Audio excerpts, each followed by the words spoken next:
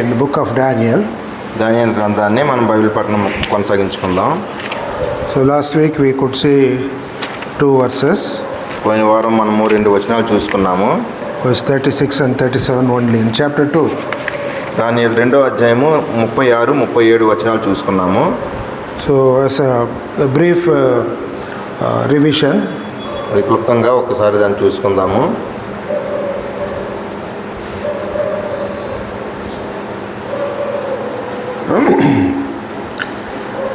So we know that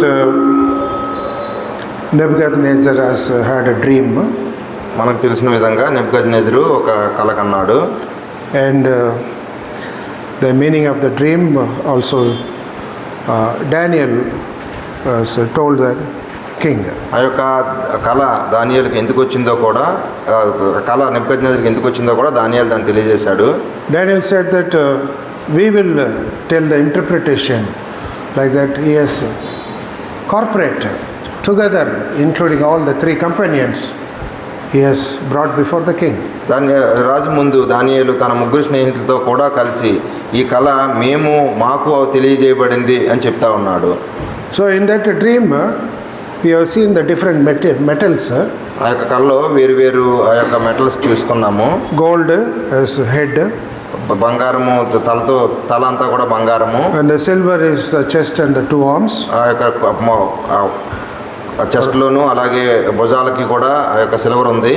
And the stomach or belly and the thighs, it is of brass. పొట్ట తొడల భాగము కూడా ఇత్తడితో చేయబడింది. Legs by iron. ఆ యొక్క కాళ్ళు ఇనుముతో చేయబడినాయి. And the feet with iron and clay mixed. ఆ యొక్క పాదాలు ఇనుముతోను మట్టితోను కలిపి చేయబడినాయి.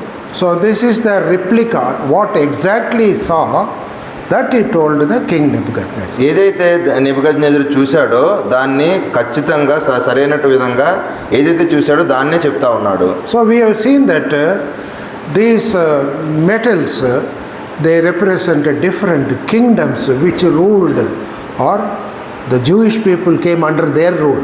ఏదైతే ఆ యొక్క మా మెటల్ చూపిస్తూ ఉన్నాయో అవి వేరు రాజుల కింద యూదులు ఉండవలసిందిగా వాళ్ళు అది చూపిస్తూ ఉన్నాయి. We know that the Bible is centered around Jews, the Israelites people. It is centered. ఈ యొక్క బైబిల్ గ్రంథము ఇజ్రాయేలులందరికీ అదే యూదులకు కేంద్రంగా ఉంటా ఉంది. So all this kingdom, it is ruling the Jewish people or the Israelites. ఈ యొక్క రాజ్యాలన్నీ కూడా ఇజ్రాయేలీలు ద్వారా లేకపోతే ఇజ్రాయేలు వారి కింద ఏలబడుతూ ఉన్నారు. And also we saw that what is the meaning of King of Kings, we have seen. మనము రాజులకు రాజు అంటే ఏంటో కూడా దాని అర్థం చూసుకున్నాము. And hope that we remember that. దానికి అది మనకి గుర్తుంది అని మేము అనుకుంటూ ఉన్నాము. And also what all God has given to Nebuchadnezzar, not by his own effort, but God has given to Nebuchadnezzar what all things he has given. ఏదైతే నెబుకద్నెజరు కలిగి ఉన్నాడో అవన్నీ కూడా దేవుడే ఇచ్చాడని కూడా మనం చూసుకున్నాము. So we have seen that the God of heaven has given the kingdom, power, strength and glory. The four things the Lord has given to King Nebuchadnezzar. పరలోకమందున్న దేవుడు రాజ్యమును అధికారమును బలమును ఘనతయు నీకు అనుగ్రహించి ఉన్నాడు అని చెప్తా ఉన్నాడు. How it was applicable to us also we have seen. మనం ఇది మనకు ఎలా చెందుతుందో కూడా మనం చూసుకున్నాము. So now we'll go to the next verse, verse 37. 37వ వచనంకి వెళ్దాము. Book of Daniel chapter 2 verse 37. దానియేలు గ్రంథము 2వ అధ్యాయము 37. 38 no, we have seen. Then 38 we'll go. 38కి వెళ్దాము. We'll go to 38.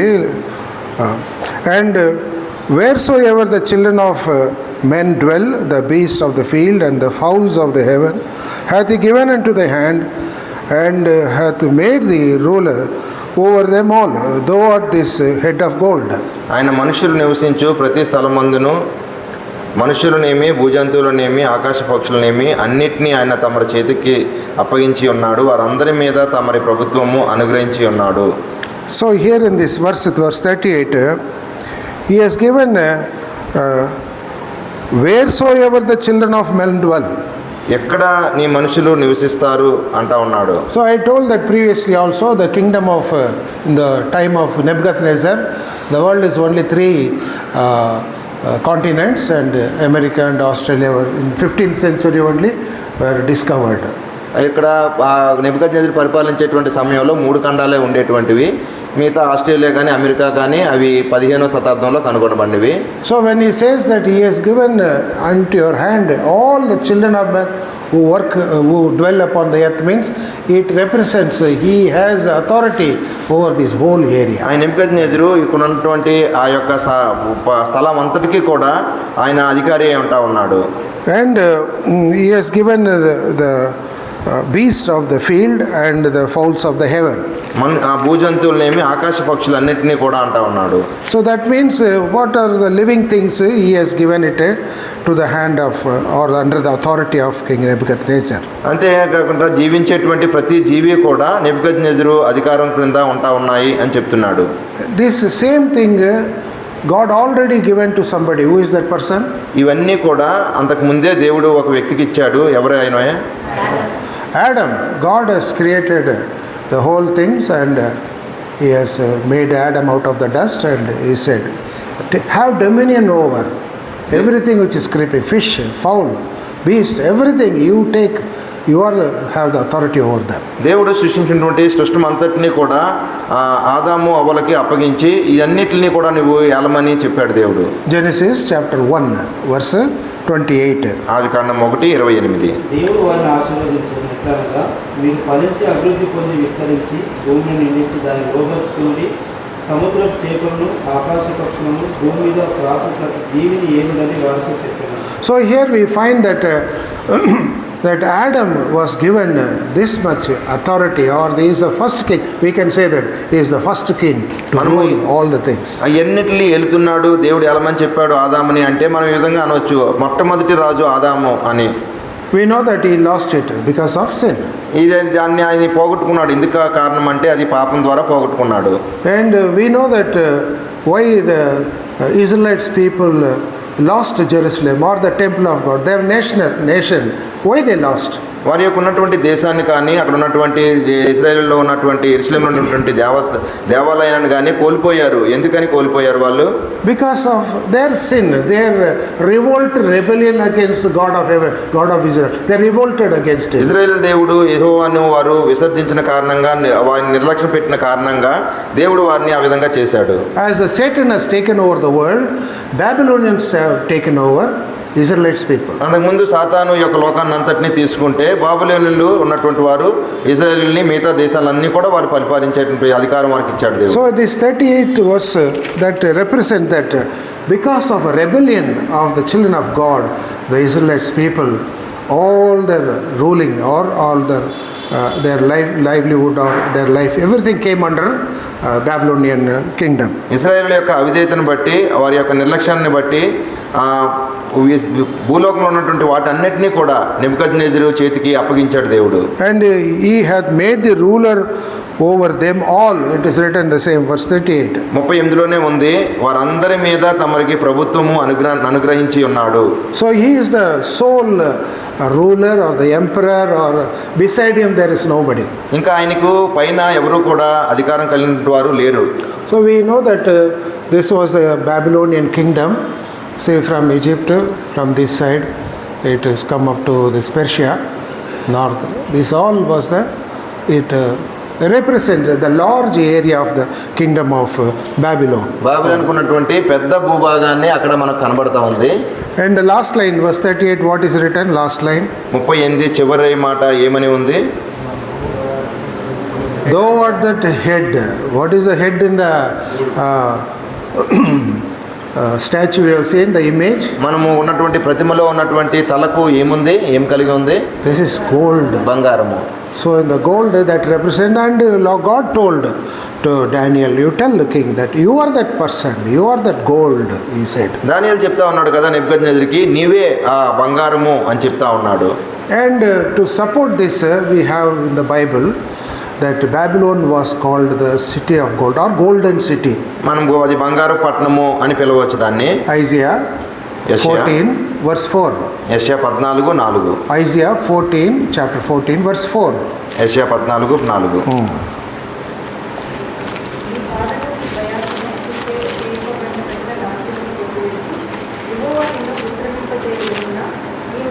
రాజును చూసి అపహాస్యం మీద పెట్టి ఇలాగ నాడు వాదించు వారు ఎట్లు నశించిపోయేది, రేగు చుట్టిన పట్టణము ఎట్లు నాశనమైనది.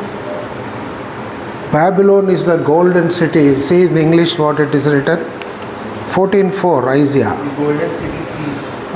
Golden city seized. తెలుగులో ఉందా? తెలుగులో లేదు. తెలుగులో లేదు. సరే, ఓకే. బంగారు పట్టణము అది మూసివేయబడింది, లేకపోతే అది కొట్టివేయబడింది అని రాయబడి ఉంది ఇంగ్లీష్లో So అయితే. it is a golden city. How will you know that it's golden city? అది బంగారు పట్టణము అని ఏ విధంగా తెలుస్తుంది అది మనకి? You know that the king of Babylon made a big statue of gold. బబులోను పట్టణంలో ఆ యొక్క పెద్ద బంగారంతో చేయబడిన విగ్రహం నిలబెట్టాడు.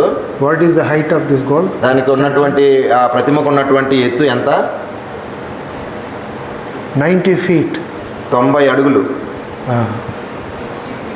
60, that is called no 60 that is that fathom, or in English what they call it, మూరలు అని రాయబడింది. 60 మూరలు. మూర no that is you see that in chapter 3 verse 1. 3:1 చూడండి ఒకసారి. Cubits. In English it is called cubits. మూరలు 60 మూరలు అని రాయబడి ఉంది. Cubits means 1.5 feet. ఒక మూర అడుగున్నర వస్తుంది. 18 inches is 1 cubit. 18 అంగుళాలు ఒక అడుగు. And 3 score cubits means what?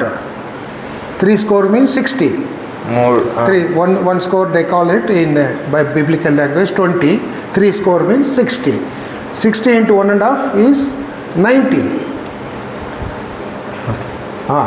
ఇంగ్లీష్లో Right, okay, no problem. It is 90 for to understand. I am telling in our language. It was 90 feet. You imagine a statue of 90 feet of gold, not plaster of Paris or clay or something. It is of gold. 90 అడుగులు కూడా బంగారంతో చేయబడింది, వేరు వేరు పదార్థాలతో చేయబడింది కాదు అది. And the breadth of it was, దాని వెడల్పు ఎంత? how much? 6 మూరలు. 6 cubit means what? 9 feet. 9 feet. 9 అడుగులు వెడల్పు. Almost this, from there to here, 9 feet. Height means, imagine. 90 అడుగు. So this much is made out of gold. ఇదంతా కూడా బంగారంతో తయారు చేశాడు. How much gold he must be having? ఎంత బంగారం ఆయన కలిగి ఉండొచ్చో చూడండి. When we have 10 tola only, we will put here, there, hand, everywhere. We will stand like this only. Because I am having gold to show that, is it? 10 తులాలు కలిగి ఉంటే ఇంకా ఎంతో చేస్తారు. This country, this Babylon, golden city, having this much gold and statue, see the height of it, full of gold. బంగారు పట్టణము ఆ యొక్క ప్రతిమంతా కూడా బంగారంతోనే చేయబడింది. That's why it is called the city of gold. అందుకనే దాన్ని బంగారు పట్టణము అని అంటారు. And it's also called as a praise of the whole earth in Jeremiah chapter 51 verse 41. ఇర్మియా 51:41. Jeremiah 51 verse 41. ఇర్మియా 51:41. షేపు పట్టుబడను, జగత్ ప్రసిద్ధమైన పట్టణము పట్టుబడను, బబులోను జనులకు విస్మయాస్పదమాయను.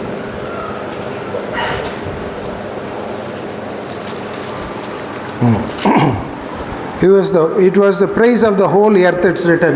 It has come, that word. ప్రసిద్ధమైన పట్టణము. That is Babylon, but the name there it is written different name. ఏం name రాశారు అక్కడ? శేషకు. Sheshak, you know the Shadrach, Meshach, Abednego, you know, no? So it's similar to Sheshak, means it represents Babylon. అది శేషకు అంటే అది బబులోనుకు సూచనగా ఉంటా ఉంది. How will you know that? ఏ విధంగా మనకు తెలుస్తుంది అది? So India, what do you call in other language? Hindi, how will you call? Bharat. Other name? Hindustan. They call it Hindustan. In English we call India. India English అని ఇంగ్లీష్లో పిలుస్తాము. Hindustan. They call that. Then Bharat, another name. తర్వాత వేరే పేరు భారత్ అని. Isn't it? Other name is given Bharat. That is how a same country having names they put in a different way by the prophets. Different. Shinar, that is the Babylon the city they started, Shinar. That is also we have seen Genesis chapter 10 verse 10. బాబులోను సినారు అని పిలవడము Genesis ఆదికాండంలో 10-11లో మనం చూసుకున్నాము. అలాగే శేషకు అని వేరే పేరు కూడా బాబులోనికి పెట్టబడింది. So that is that represents Babylon. It is called city of glory, glorious city, praise of the whole earth. ఈ యొక్క పట్టణం భూమి అంతటికి కూడా అది మహిమగల పట్టణముగా ఉంటా ఉంది. So and so God has given this such a great wealth and the power and dominion, everything to King Nebuchadnezzar. ఈ యొక్క ఎంతో గొప్ప ఐశ్వర్యమును, అంతేకాకుండా ఆయనకి ఘనతను, ఆయనకు ఉన్నటువంటి శక్తిని కూడా దేవుడు ఇచ్చినటువంటి వాడుగా ఉన్నాడు. So how this is applicable to us when we come to Bible study? There must be something applicable to our life, isn't it? అయితే ఇది మనకు ఏ విధంగా అనుమతిస్తుంది? ఎందుకంటే మనం బైబిల్ స్టడీకి వచ్చాం కాబట్టి మనం నేర్చుకోవడానికి ఏ విధంగా ఇది అనుకూలమవుతుంది. Can we say that we must go and buy gold and keep with us so that we can call ourselves we have gold? మనం బంగారం కలిగి ఉంది అని మనం దాన్ని చెప్పగలుగుతాం అలాగా? See, the head is made of gold, is said. ఇక్కడ చెప్పబడింది తలంతా కూడా బంగారంతో చేయబడింది. If you want to be head or the golden head, then Lord will keep us the head. దేవుడు ఎప్పుడూ కూడా ఆ యొక్క తలను ఆయన కాచేవాడిగా ఉన్నాడు. It is written in Deuteronomy, ద్వితీయోపదేశ కాండంలో రాయబడి ఉంది. chapter 28, 28వ అధ్యాయము verse 13. 13వ వచనము. 28:13, Deuteronomy. 28:13. నేను మీకు ఆజ్ఞాపించిన మాటలన్నింటిలో దేని విషయంలోనూ కుడికి కానీ ఎడమ కానీ తొలగి అన్నిలో దేవతలను అనుసరింపదీయు వాటిని పూజింపది ఉన్నాయల్లా నీవు అనుసరించి నడుచుకున్న వాడిని నేను మీకు ఆజ్ఞాపించుతున్నా ఈ దేవుని యెహోవా ఆజ్ఞను విని వాటిని అనుసరించిన లేఖలను ఎడల యెహోవా నిన్ను తలగా నియమించిన కానీ తోకగా నియమింపడు. So here we find that Lord will keep you as the head, like this king of Babylon, provided condition you have to fulfill. What is the condition? ఏ విధంగా అయితే ఆ యొక్క బబులోను రాజుకు ఆయన ఈ యొక్క తలగా ఆ యొక్క దేశాలన్నింటికి ఉంచాడో మనల్ని కూడా తలగా ఉంచుతాను అంటా ఉన్నాడు. అయితే ఒక షరతు ఇచ్చాడు. అక్కడ ఏంటి ఆ షరతు? We have to hearken the commandment of the Lord diligently, hear them, obey them, keep the commandments, then only you will become the head. దేవుని యొక్క ఆజ్ఞలను మనం వినాలి, వాటిని అనుసరించాలి, వాటిని పాటించాలి.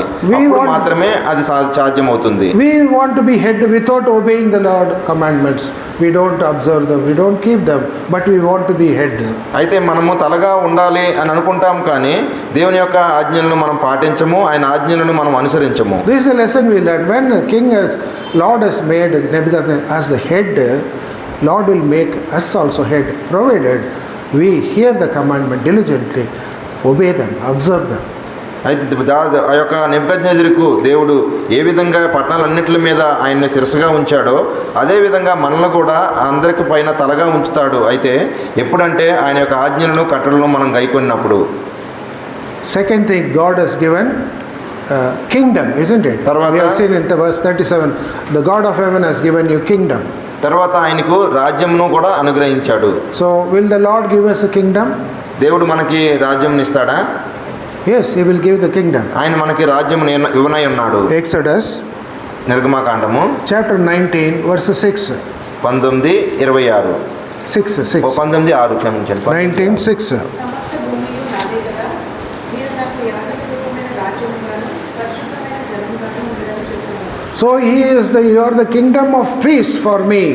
God has given that kingdom for us. We are the priests.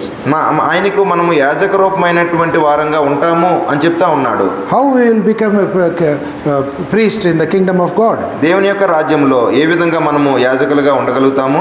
We must be born again. మనము తిరిగి జన్మించాలి తప్పక. Without having that experience of born again, we cannot be the priests of God in his kingdom. తిరిగి జన్మించినటువంటి అనుభవము లేనట్లయితే ఆయన రాజ్యంలో మనము ఆ యొక్క యాజకత్వం చేయలేని వారంగా ఉంటాము. Lord told very clearly in John chapter 3 verse 5 that unless a man is born of water and spirit, he cannot enter into the kingdom of God, is written. యోహాను సువార్త 3:5లో దేవుడు చాలా స్పష్టంగా చెప్పాడు, నీళ్ల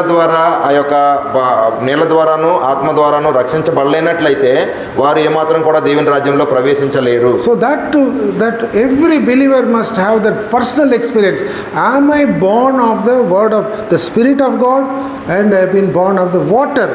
Both things should be fulfilled in our life, then only we are considered that we are in the kingdom of God. ప్రతి ఒక్కరూ కూడా దేవుని ఆత్మ ద్వారా నీళ్ల ద్వారా మనము రక్షించబడినామా అనేటువంటి అనుభవం ఉన్నట్లయితే అప్పుడు మాత్రమే ఆ యొక్క రాజ్యాన్ని మనకి ఇవ్వనై ఉన్నాడు ఆయన. Oh, I believe in God, I become child of God. You can say, devils also believe, isn't it? What is the difference between you and the devil? దేవుడు నమ్ముతున్నాను అని మనం అన్నట్లయితే దెయ్యాలు కూడా నమ్ముతున్నాయి. దెయ్యాలకి మనకి ఉన్నటువంటి వ్యత్యాసం ఏంటి? What is the difference? They also believe, devils also believe, you also believe. What is the difference? దెయ్యాలు నమ్ముతున్నాయి, నీవు నమ్ముతున్నావు, అయితే వ్యత్యాసం ఏముంది? You tell me, what is the difference? ఏంటి తేడా చెప్పండి.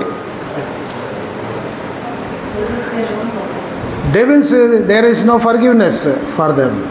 There is no salvation for them. వాళ్ళకి క్షమాపణ లేదు, పాప క్షమాపణ లేదు, అలాగే రక్షణ లేదు వాళ్ళకి. And they don't consider Jesus is the Lord. No, they will not. వాళ్ళు యేసు ప్రభువుని దేవుడిగా ఒప్పుకోరు వాళ్ళు. And they will not come under the lordship of Lord Jesus Christ. No.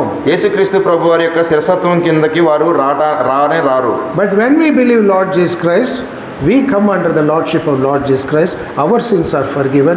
We are led by the Spirit of God. ఎప్పుడైతే మనం యేసుక్రీస్తు ప్రభు వారి యొక్క శిరసత్వం కిందకు వస్తామో అప్పుడు ఆయన మనల్ని తన పిల్లలుగా చేసుకొని ఆయన మనకి అధికారిగా ఉంటాడు.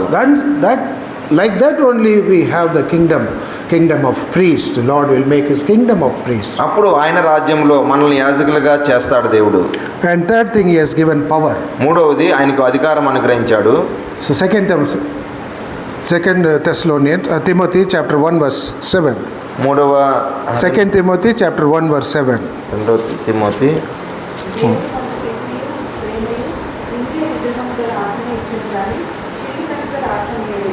So Lord has given the power and sound mind. Lord has given. మనకు దేవుడు ఆ యొక్క ధైర్యమైనటువంటి ఆత్మను అనుగ్రహించినటువంటి వాడుగా ఉన్నాడు. He only gives us power. He empowers us, enables us to do the work of God. దేవుని యొక్క పని చేయడానికి ఆయనే మనకు శక్తిని అనుగ్రహిస్తూ ఉన్నాడు.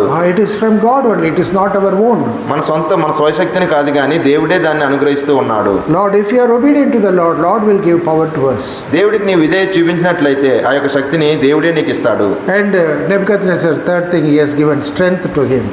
ఆ విధంగా నెబుకద్నెజరుకి శక్తి అనుగ్రహించబడింది. How we receive the strength? ఏ విధంగా మనము ఆ యొక్క శక్తిని మనం పొందుకోగలుగుతాము? Through Lord Jesus Christ. యేసుక్రీస్తు ప్రభు ద్వారానే. Philippians chapter 4 verse 13. ఫిలిప్పీయులకు రాసిన పత్రిక 4:13. Philippians chapter 4 verse 13. ఫిలిప్పీయులు 4:13. నన్ను బలపరచువాని అందే నేను సమస్తం చేయగలను. So it is by Christ only, by Lord Jesus Christ, He gives us strength. యేసుక్రీస్తు ప్రభు వారే శక్తిని అనుగ్రహించేటువంటి వారుగా ఉన్నారు. And the last thing he has in the verse 37, Lord has given a glory also to King Nebuchadnezzar. అంతేకాకుండా 37వ అధ్యాయంలో ఆయనకు బబులోను రాజుకు మహిమను కూడా అనుగ్రహించాడు. How do we get glory? మనము ఏ విధంగా ఆ యొక్క మహిమను పొందుకోగలుగుతాము? Romans chapter 5 verse 2. రోమీయులకు రాసిన పత్రిక 5:2. Romans chapter 5 verse 2. రోమా 5:2. మరియు ఆయన ద్వారా మనం విశ్వాసం వలన ఈ కృపయందు ప్రవేశించగలవారమై అందులో నిలిచి ఉండి దేవుని మహిమను గూర్చిన నిరీక్షణ బట్టి అతిశయపడుతున్నాము. So we rejoice in the hope of the glory of God. That is, our hope is that when Christ appears, we will be like him in glory. దేవుడు కనబడినప్పుడు ఆయన వలె మనం కూడా ఉంటాము. అందుకని దేవుని మహిమను గురించిన నిరీక్షణ బట్టి అతిశయపడుచున్నాము. That is the hope it is given in us. అటువంటి ఆ నిరీక్షణ మనలో ఉంది. Now we will not appear as glorious people. ఇప్పుడు మనము ఆ యొక్క మహిమ గల వారంగా కనబడకపోవచ్చు. At the appearance of Lord Jesus Christ only, our glory will be revealed. యేసుక్రీస్తు ప్రభువారు వచ్చినప్పుడు ఆ యొక్క మహిమను మనలో చూడగలుగుతారు. But Lord has promised that to his children. అయితే తన ప్రజలకు తన పిల్లలకు దేవుడు అటువంటి వాగ్దానాన్ని ఇచ్చాడు. As the God of heaven has given the King Nebuchadnezzar, he has given kingdom. దేవుడు నెబుకద్నెజరుకి రాజ్యం ఇచ్చాడు. And power. అధికారం ఇచ్చాడు. Strength. శక్తిని ఇచ్చాడు. And glory. తర్వాత మహిమని ఇచ్చాడు. And he has given dominion over all the things which is dwelling on the earth. ఈ యొక్క భూలోకములో ఉన్నటువంటి వాటన్నిటి మీద కూడా ఆయన ఏలేటువంటి అధికారాన్ని అనుగ్రహించాడు. So these things which we have seen, that is it a reality in our life that we have to see in this Bible study. ఈ యొక్క బైబిల్ పఠనంలో ఇవన్నీ కూడా మన జీవితంలో కూడా నిజ స్వరూపము దాలుస్తూ ఉన్నాయి. ఉన్నదా లేదా అని చూసుకోవాలి. నిజ స్వరూపం ఉందా లేదా అని చూసుకోవాలి. That we must see that wherever missing, that we have to receive from the Lord. ఎక్కడెక్కడైతే మనం చూసుకున్నామో ఆ పరిస్థితుల్లో మనం ఒకసారి పరీక్షించుకోవాలి. We will go to the next verse, Daniel chapter 2, verse 39. తర్వాత దానియేలు 2వ అధ్యాయము 39వ వచనము. And after thee shall rise another kingdom inferior to thee, and another third kingdom of brass, which shall bear rule over all the earth. తాము చనిపోయిన తరువాత తమరి రాజ్యం కంటే తక్కువైన రాజ్యం ఒకటి లేచును, అటు తర్వాత లోకమంతా ఏలినట్టు 3వ రాజ్యం ఒకటి లేచును, అది ఇత్తడి వంటి దగును. So we know that it starts after you inferior kingdom will come, it's written. ఇక్కడ తాము చనిపోయిన తర్వాత అని చెప్పబడతా ఉంది. So here after thee means, తర్వాత అంటే అర్థం ఏంటి? that means you will not continue forever. నువ్వు నిరంతరము కొనసాగలేవు. Your kingdom will not last forever. నీ రాజ్యమే ఎప్పటికీ కూడా ఉంటది అని మాత్రం లేదు. After you there is something waiting there. నీ తర్వాత కొంత ఏదో వేచి ఉంది. And it is written that after you another kingdom will come which is inferior. తాము చనిపోయిన తర్వాత వేరొక రాజ్యం వస్తుంది. So you inferior, తెలుగులో inferior లేదా? తక్కువైన రాజ్యం. We know that the value of gold and value of silver, which is less value. Silver is less value. మనకు తెలుసు బంగారం కంటే సిల్వర్ చాలా తక్కువ ఉంటుంది అని తెలుసు, తక్కువ విలువ కలిగినటువంటిది అది. That is called inferior. Inferior to gold, inferior. అది బంగారం కంటే సిల్వర్ తక్కువగా ఉంటుంది. So though it is inferior, it is slightly stronger in strength. That we have seen in previous classes also. అది తక్కువ అయినప్పటికీ కూడా శక్తివంతమైంది అని అంతకు ముందు పాఠంలో మనం చూసుకున్నాము. So in that verse it is not revealed in what way it is inferior, the next government or kingdom, in what way, in what all things it is inferior, it is not revealed. అయితే ఏవేవి విషయాల్లో తక్కువ చేయబడతాయి అన్నటువంటి వాటిది అక్కడ బయలుపరచబడలేదు. Maybe the scholars say that maybe inferior in military power. అక్కడ చాలా మంది బైబిల్ పండితులు చెప్తారు కదా, అక్కడ ఉన్నటువంటి సైనికులు తక్కువ అయి ఉండొచ్చు, or the wealth, ధనము తక్కువ అయి ఉండొచ్చు, or the wisdom, జ్ఞానం తక్కువ అయి ఉండొచ్చు. So like that there are different things, they may be less than, they found lacking compared to the king Nebuchadnezzar. నెబుకద్నెజరుకు ఉన్న పరిపాలనలో ఉన్నదానికంటే ఈ విధంగా కొన్ని తక్కువై ఉండొచ్చు. So this the chest part and the two arms, we find the two arms. 2 భుజాలు అలాగే కడుపు భాగం కూడా ఛాతి భాగం కూడా చూడగలుగుతున్నాము. So it is multiple government or multiple kingdom. ఇక్కడ 2 విధాలైనటువంటి రాజ్యాలు వస్తాయి. Whereas we saw the head, it is a single unit, is a lone or the superior emperor. తల మనం చూసినట్లయితే ఒకటే, అది అత్యధికమైనటువంటి అధికారం కలిగినటువంటి విధంగా ఉంది అది. But when you come to the chest and the two arms, that is the combination of other kingdoms. అయితే ఛాతిని కానీ భుజాలు కానీ చూసినట్లయితే 2 కలిసినటువంటి విధాలుగా ఉన్నటువంటి రాజ్యాలు చూడగలుగుతున్నాము. So it is representing the Medo-Persian kingdom. Medo Persian kingdom అంటారు. So that is this is called Medo. What happened? It's called Medo-Persian. First Medes, that is one type of people. The other people is Persia. మొట్టమొదటి media, తర్వాత Persia. So this first Media will come, then afterwards Persia will come. మొట్టమొదట media వస్తుంది, తర్వాత Persia వస్తుంది. How Media comes? ఏ విధంగా How Media ఏ విధంగా వస్తుంది? Chapter 5. 5వ అధ్యాయము.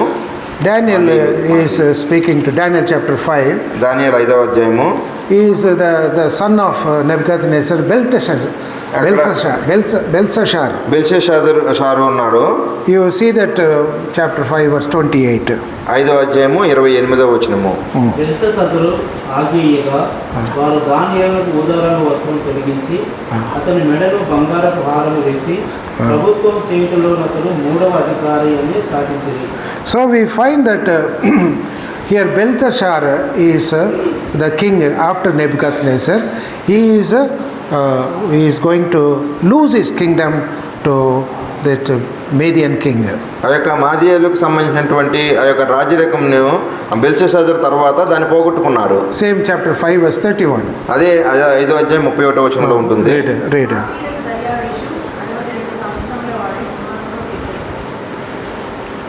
So here you see that Darius has taken over. Daniel is also telling, today you will die and the king of Mede will come and take over Babylon. He is writing that. దానియేలు చెప్తాడు బెల్షస్సార్తో, నీవు ఈ దినాన్ని చనిపోతావు, ఈ దినాన్నే మాదీయుడు యొక్క దర్యావేషు ఆ యొక్క రాజ్యాన్ని స్వతంత్రించుకుంటాడు అంటా ఉన్నాడు. You see that in verse 28, 5:28. 5:28. Thy kingdom is divided and given to Medes and Persians. 27లో ఉంది అది. తెలుగు. నీ రాజ్యము నీ యొద్ద నుండి విభాగింపబడి మాదీయులకును పారసీయులకును ఇవ్వబడును. So it's God has already decided that it will be given to other nations. దేవుడే నిర్ణయించుకున్నాడు వేరే రాజ్యాలకి ఆ యొక్క అధికారం ఇవ్వాలని. In 27 in Telugu it is 27, it is Medes and Persians, they will come.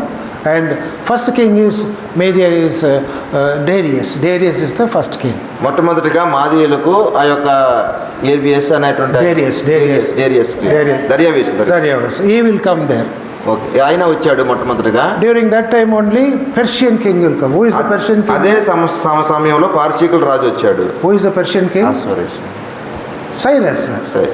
Cyrus is the Persian king, isn't it? కోరేషు. Ezra chapter 1 verse 1 you read. కోరేషు వచ్చాడు అదే సమయంలో. Ezra chapter.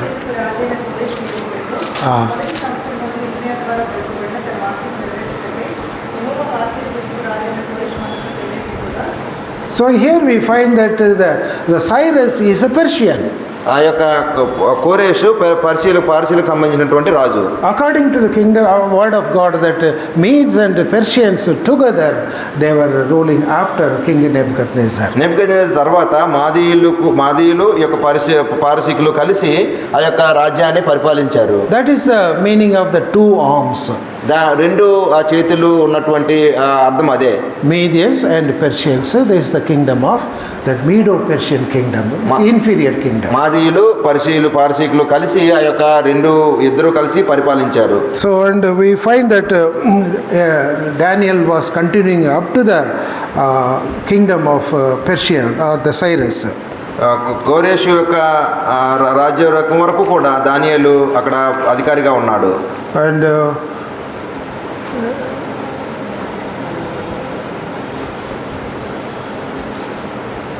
in verse 31 you see 5:31. Darius the Median took the kingdom, being about 2 years. That is the takeover of the Median government. మాదీయుడు దర్యావేషు 62 సంవత్సరములు వాడై సింహాసనమును ఎక్కెను.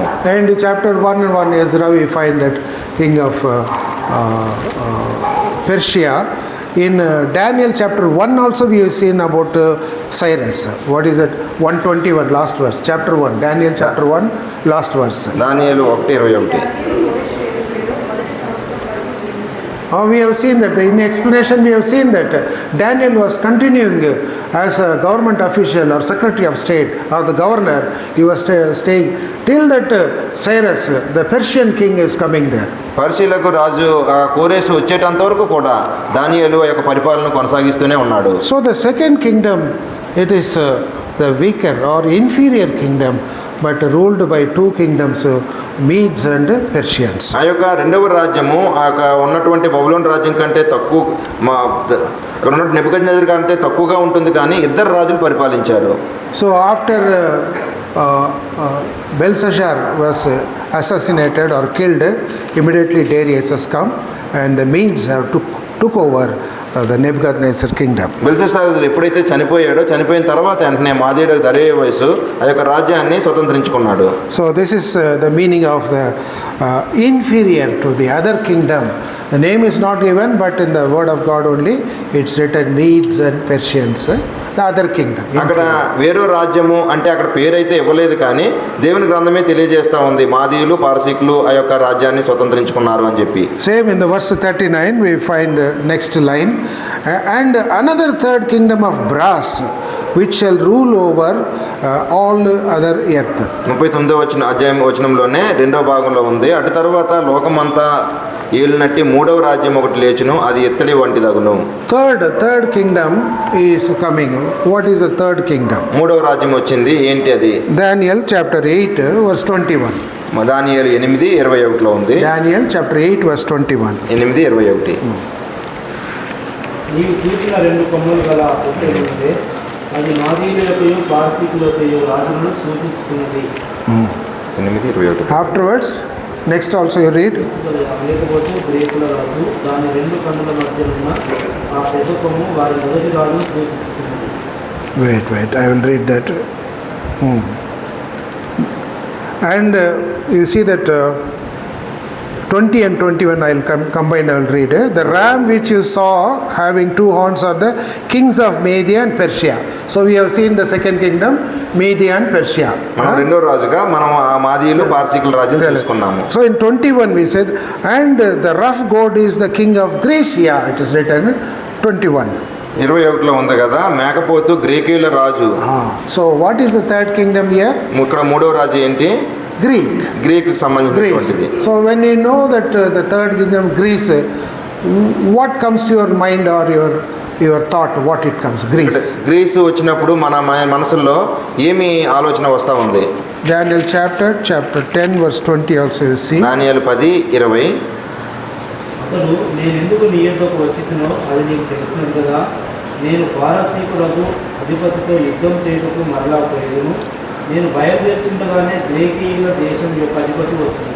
So we find here these words are attesting after the Medo-Persian kingdom, Greece will come into power. అయితే ఆ మాదీయులు పార్సీకుల యొక్క రాజ్యము అయిపోయిన తర్వాత గ్రీకీయులు వచ్చారు. So next kingdom is the Greek kingdom.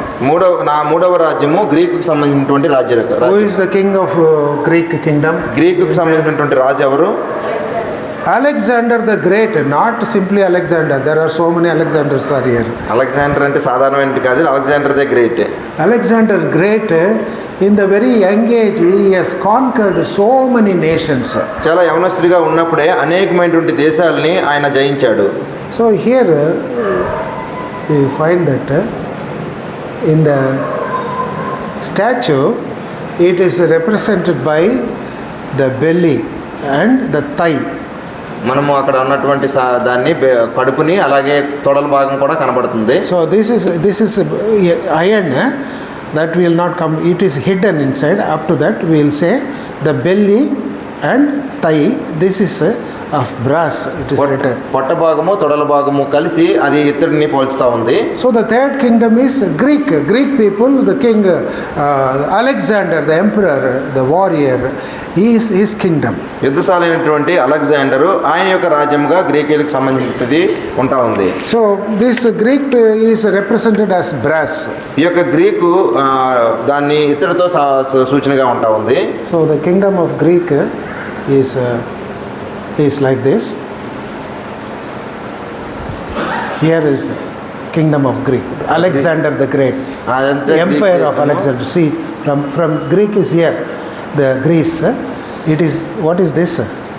అక్కడి నుంచి ఇక్కడ వరకు ఉంది India. He has come up to India. India వరకు వచ్చాడు. Now this part is Pakistan.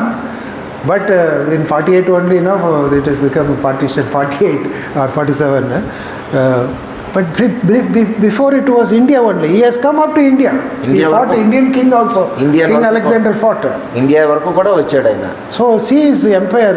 Here is Egypt. అది ఐగుప్తు. అది Here there is a place called Alexandria.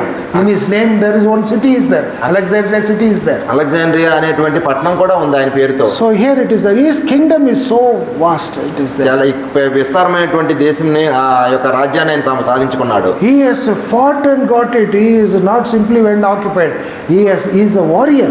ఏదో He has fought and got it. సులభంగా సంపాదించుకోలేదు కానీ వెళ్ళి యుద్ధం చేసి అదంతా కూడా సంపాదించుకున్నాడు. ఆయన యొక్క యుద్ధశాలి ఆయన. So this the Greek people during wartime, their armor, that shield or any helmet, everything was made of brass, it seems. ఇత్తడితోనే ఆ యొక్క గ్రీకులు అందరూ కూడా యుద్ధంకి వెళ్ళినప్పుడు ఇత్తడితో ఆ యొక్క యుద్ధ అలంకరణలన్నీ చేసుకునేటువంటి వారు. So it represents that I've seen shown that the statue, the belly and the thigh is made of brass, that represent Greek king Alexander. ఇక పొట్ట భాగము తొడల భాగము కూడా ఇత్తడితో చేయబడింది మనం చూస్తూ ఉన్నాం కదా. అది గ్రీకుకు సంబంధించినటువంటి విధంగా రాజ్య రకంగా ఉంటా ఉంది. The spiritual meaning of brass.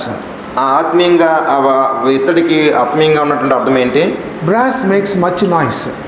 ఇత్తడి ఎక్కువ శబ్దము చేస్తుంది. Mud pot, how much sound it will give? అదే ఈ మట్టితో చేసింది ఎంత శబ్దం వస్తుంది? If the pot is made of brass, what sound will come? అదే ఇత్తడితో చేసినటువంటి పాత్ర ఎంత శబ్దం వస్తుంది? We know the difference. దానికి మనకు వ్యత్యాసం తెలుస్తుంది In మనకి. the music party, there is a big two plates, they will ching, ching, they will hit, the marriage time also they will put, marriage టైంలో చూస్తాం కదా, 2 పల్లెలు కొడతా ఉంటారు. Ching, like that. What is that called? Cymbals. దానికి Yes, they are called cymbals. Here Stephen will play that kanjira, chaka chaka chaka chaka like that. Kada తాళం kanjira. తాళం కొడతారు. That is made of brass. అది ఇత్తడితో చేయబడింది అది. So brass represents noise or sound, beautiful sound it will give. అది అద్భుతమైనటువంటి శబ్దాన్ని ఇస్తూ ఉంటుంది, అది ఇస్తుంది. Bible it is compared to something. Bible కూడా దాన్ని ఇంకొక దాంతో పోలుస్తూ ఉంది. You see that 1 Corinthians 1 కొరింథీయులకు రాసిన పత్రిక chapter 13 verse 1. 13:1. 1 Corinthians chapter 13 verse 1. మనుషుల భాషలతోనూ దేవదూతల భాషలతోనూ నేను మాట్లాడను. ప్రేమ లేని వాడనైతే బ్రోకెడు కంచును గరగరలాడు కాలమునని. So here we find that the speaking or utterance or the word is compared to brass. మనం యొక్క మాట్లాడేటువంటి మాటలు అవన్నీ కూడా అది ఇత్తడితో పోల్చబడింది. That is in 1 Corinthians chapter 13 verse 1 it shows it compared to the word and to the brass. అక్కడ 1 కొరింథీయులు 13:1 మాటలను ఆ యొక్క ఇత్తడిని పోల్చబడతా ఉంది కంచుని. How another meaning is it is the wisdom of the people. అంతేకాకుండా వేరే అర్థం ఏంటంటే ప్రజలకు ఉన్నటువంటి జ్ఞానం గురించి కూడా చెప్పబడతా ఉంది. The Greek people they seek wisdom, it is written. గ్రీకులు ఎప్పుడు కూడా జ్ఞానాన్ని వెతుకుతారు. So 1 Corinthians chapter 1 only it is written, say the Greek people seek wisdom. 1 కొరింథీయులు 1వ అధ్యాయంలోనే ఉంది, గ్రీకులు వాళ్ళు జ్ఞానాన్ని వెతుకుతారు అని చెప్పి. Because they are very wise people. వాళ్ళు ఎంతో జ్ఞానవంతులు, వాళ్ళు తెలివైనటువంటి వారు. Example, can you give how Greek people are wise people? Any wise man you know? ఎవరైనా గ్రీకులకు సంబంధించిన వారు జ్ఞానవంతులు ఎవరైనా తెలుసా మనకి? Socrates. No? The children who study in school, they will know the Socrates. పిల్లలు చదువుకున్నటువంటి పిల్లలకి, స్కూల్లో చదువుకున్న పిల్లలకి తెలుస్తుంది సోక్రటీస్. Then తర్వాత Aristotle. These are philosophers. They have very high knowledge and wisdom, understanding. These are Greek people. వీళ్ళందరూ కూడా తత్వానికి సంబంధించినటువంటి ఎంతో జ్ఞానం ఉన్నటువంటి వారు వాళ్ళు. Then scientists. అంతేకాకుండా సైంటిస్టులు కూడా. Physics student, tell me. Greek scientist. Huh? Tell.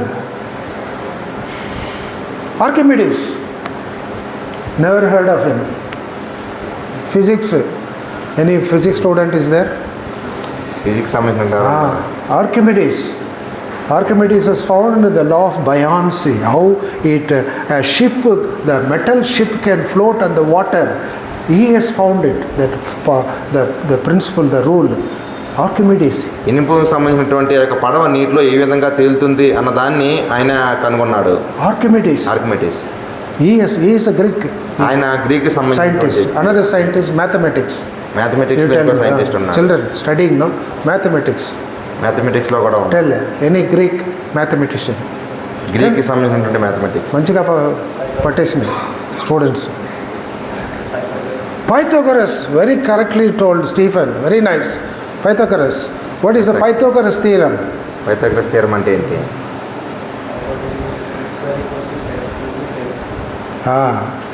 If you in a triangle of right angle triangle, if you take the side and the slope, if you make square, you both add the square of the base, it will come. That was found by Pythagoras. So that is so hope you will understand that. That's only mathematicians or students will understand Pythagoras theorem. There are so many things are there they found.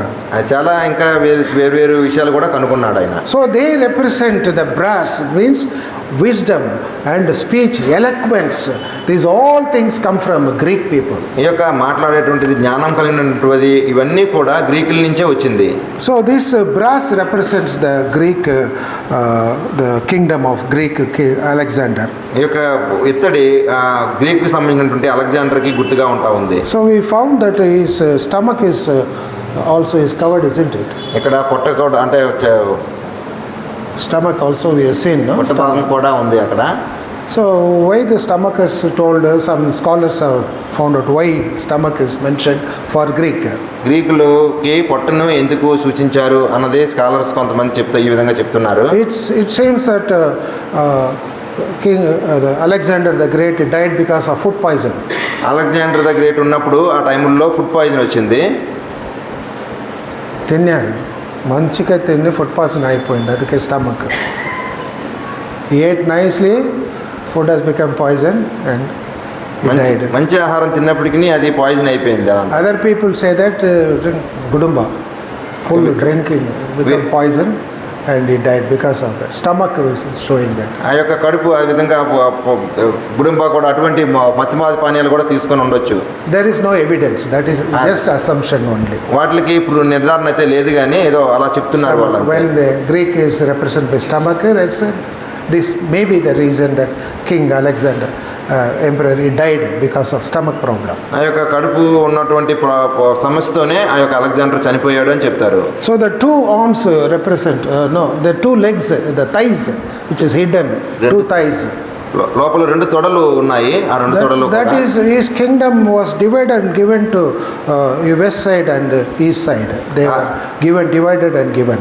అవి ఉత్తర భాగాన్ని దక్షిణ భాగాన్ని కూడా అవి విస్తరింపజేయబడతా ఉంది. So here in the, you find that left hand side Egypt, it was given to one person, one captain, and Syria on this side it was given to another person, this side. Egypt వైపు ఒక వ్యక్తిని, అలాగే Syria వైపు ఇంకొక వ్యక్తిని వాళ్ళు పరిపాలించే విధంగా పెట్టుకున్నారు. After that 4 generals have come. తర్వాత 4 జనరల్స్ కూడా వచ్చారు దాని పరిపాలన. So that shows that that the two thighs represents that Greek kingdom was maintained or being ruled by the other deputies or generals. ఇది ఆ యొక్క 2 తొడలు కూడా ఇద్దరు రాజులు లేకపోతే ఇద్దరు పరిపాలించేటువంటి ఎంపైర్స్ ని చూపిస్తా ఉంది. So in the verse 39 it is written that the third kingdom is brass and they will rule all the earth, it is written. అక్కడ 39వ వచనంలో ఉంది కదా, అటు తర్వాత లోకమందంతా ఏలినట్టి 3వ రాజ్యం ఒకటి లేచును, అది ఇత్తడి వంటి దగును. That what is that? That we have already seen that all the means it has come up to India, our nation. This represent the greater areas, all the earth, it is written. అక్కడ చాలా గొప్ప ఎక్కువ భూభాగము లేకపోతే ఎక్కువ స్థలమును ఆయన ఆక్రమించుకున్నటువంటి వాడుగా ఉన్నాడు. So Alexander, after winning all this, he sat down and cried, it seems. ఆయన మోకాళ్ళు పడిపోయి ఆయన ఏడుస్తూ ఉన్నాడు ఈ విధంగా కూర్చొని. He is telling there is no other country I can win, fight against, like that. He sat down and wept, it seems. ఇంకా నాకు వేరే దేశాలు లేవు, నేను వెళ్ళి జయించి పోరాడి గెలుచుకోనందుకే అని చెప్పి ఏడుస్తూ ఉన్నాడు. And another people, some other people say that he told all the other people that you call me the king of earth. అంతేకాకుండా వేరే విధంగా చెప్తారు, వేరే వాళ్ళు చెప్తా ఉంటుంటారు కదా, అంటే మిగతా వారందరూ కూడా నన్ను రాజు, ఈ యొక్క భూలోక రాజుగా పిలండి అని చెప్తున్నారు. The King Alexander, he told that, it seems, you call me king of earth. అలెగ్జాండరే చెప్పాడు ఏమనంటే ఈ యొక్క భూలోకాన్ని అంతటికీ నేను రాజుని అని చెప్పి. That's what this word of God here, it says that the third kingdom is of brass, he'll rule over the whole earth, it is written, verse 39. అందుకోసమనే 39వ వచనంలో ఉంది కదా, లోకమందంతా ఏలినట్టి 3వ రాజ్యం ఒకటి లేచును. So for in the Bible when you come that this Greek language was there even after the king Alexander, it was there in the land of Judea. తర్వాత Judea అనేటువంటి రాజు వచ్చాడు. No, in Judea, in Israel, the influence of this Greek people or King Alexander, it was very much there. It was effective. అక్కడ ఆ యొక్క యోదయలో కూడా ఆ యొక్క Greek నేర్చుకున్నటువంటి వారు లేకపోతే గ్రీకు భాష సంబంధించిన వారు వాళ్ళే ఎంతో ప్రాముఖ్యత చెందినటువంటి వారుగా ఉన్నారు అక్కడ. You know that the New Testament, most of the letters and gospels all written in Greek. ఆ నూతన నిబంధనలో రాయబడినటువంటి ఆ యొక్క నిబంధనలన్నీ కూడా మనకు తెలిసినటువంటి విధంగా గ్రీక్లోనే రాయబడినాయి. And we know that when Lord Jesus Christ was crucified on the cross, what was written? మనకు తెలుసు కదా, యేసుప్రభు వారు సిలువ వేయబడినప్పుడు ఆయన పైగా రాయబడింది, King of Jews, యూదులకు రాజు, Jesus of Nazareth, King of Jews. It is written, no? 23:38, Luke. లూకాసు వార్త 23:22, 23:38. 38. ఇతడు యూదుల రాజని పై విలాసం కూడా ఆయన పైగా వ్రాయబడింది. So here, same verse it will be written. It will be written in 3 languages. అక్కడ 3 భాషల్లో అది రాయబడింది. See where it is coming? అది ఎక్కడ వస్తుంది? Previous or afterwards? ముందే వెనక చూడండి ఒకసారి. లేదా in English it is written the same verse. అదే వచనంలో ఉంది ఇంగ్లీష్లో అయితే. లేదా verse in English 38 is there. తెలుగులో లేదు. తెలుగు లేదా? ఇంగ్లీష్లో 38లోనే ఉంది, 3 భాషల్లో అది రాయబడి ఉందని చెప్పి. So don't worry about Telugu. There were 3 languages. It is written in the title on the Lord Jesus cross. యేసుక్రీస్తు ప్రభు వారి యొక్క సిలువ మీద ఆ యొక్క టైటిల్ యూదుల రాజు అని చెప్పి రాయబడి ఉంది. First language is? మొట్టమొదటి భాష is Greek. మొట్టమొదటి గ్రీకు. Then second language? తర్వాత రెండవ భాష Latin. లాటిన్లో రాయబడి ఉంది. Third language? మూడవ భాష Hebrew. హీబ్రూలో రాయబడి ఉంది. See the priority given in the language there at the time of Lord Jesus. యేసుక్రీస్తు ప్రభు వారు ఉన్నటువంటి ఆ యొక్క సమయంలో ఆ యొక్క భాషకి ఇచ్చినటువంటి ప్రాముఖ్యత చూడండి. You see that first Greek, that means how much influence the Greek people had over Judea or Israel. ఆ యొక్క ఇజ్రాయేల్ యోధాల్లోనూ ఆ యొక్క గ్రీకులు ఎంత ప్రాముఖ్యత ఉన్నటువంటి వారుగా ఉన్నారో చూడండి.